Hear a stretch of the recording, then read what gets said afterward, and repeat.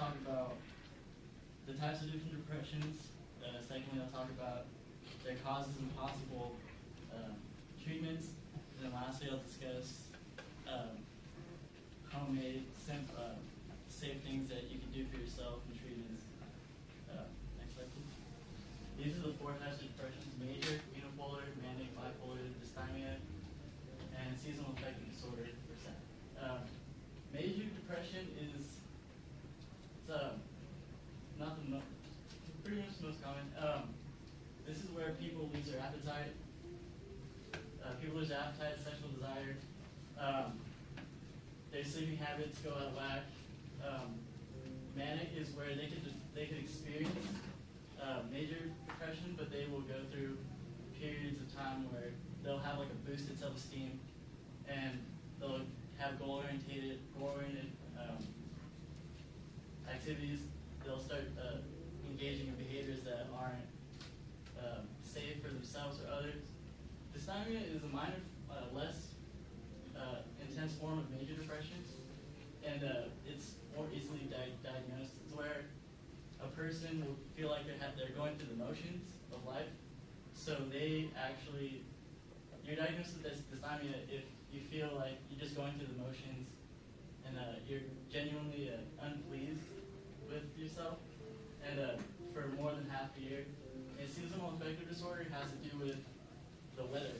The weather actually does involve, it does actually affect us, because all organisms of Earth they have to do with the timing of the seasons and sun, moon, all kinds of rising.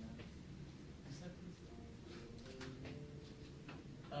One possible cause is the biogenic mean hypothesis. This is a diagram of a nerve ending and a dendrite in the brain.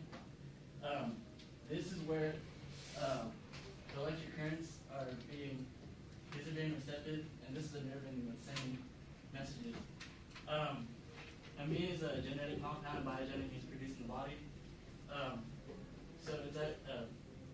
So actually, the two main compounds that people think cause depression is 2 deficiencies in either serotonin or norepinephrine, and they act as conductors almost for electrical currents. And when you have a lack of them, it can make these slow to respond or these fast to send messages, and your brain doesn't connect things normally, and therefore ideas become skewed, and you just start feeling depressed.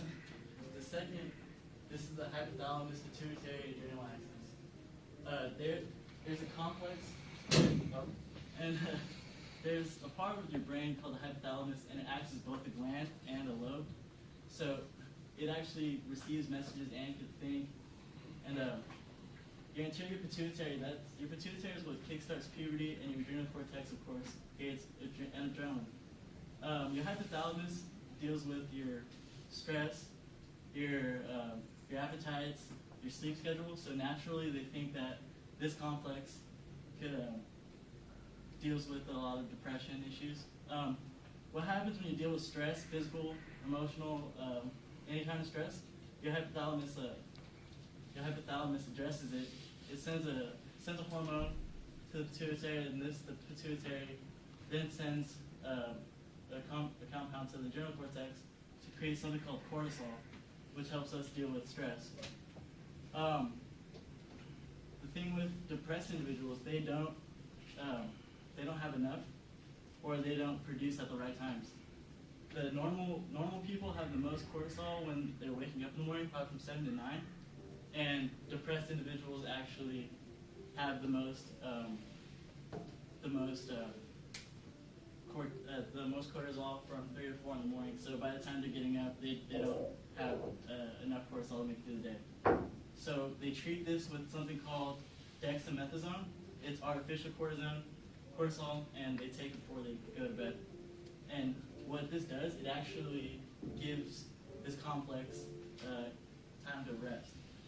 And a lot of these people have increased moods within 4 to 6 weeks.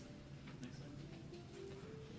seasonal affective disorder, it's it happens when people aren't getting enough sunlight. They usually occur when in seasons where days are longer or shorter. So winter and summer, a lot of times.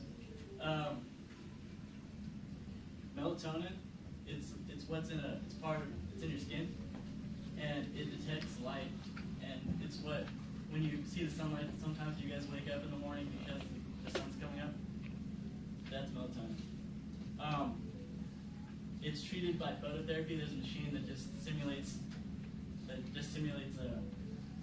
different lights at parts of the day, and a lot of these people feel better with just one treatment.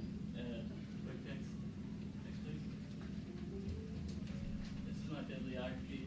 It's important for us to know the symptoms and the treatments for depression, because a lot of us are going to